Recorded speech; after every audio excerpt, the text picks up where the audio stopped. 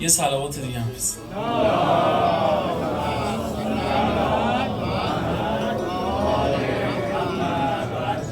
آقا اون توحیدی که سدلی آقای قاضی میگه، اون توحیدی که علامه طباطبایی میگه، علامه حسن‌زاده میگه، همش همینه که آی آدم یه نفر قراره به تو نمره بده، بقیه رو بریز دور، فقط خدا مهمه.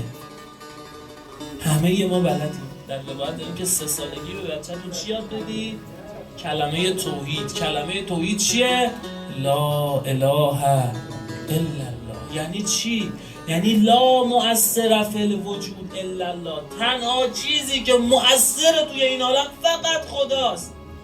اگه بغلی منو ببینه خوب گریه میکنم، من قراره بهت اجر بده. این اصلا داره که بهت اجر بده. اگه میخواد ببرت تو بهشت، پس اصلا مهم نیست راجع به من چی فکر میکنه. ولی اون خدا خزائن عالم دستشه.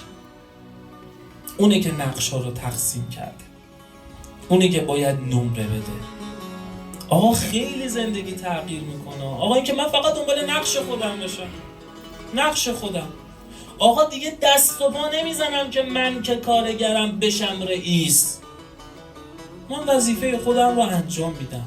نه اینکه آدم رشد نکنه ها، آدم دست و پا نزنه، دیگران رو نکشه با این که خودش بره بالا.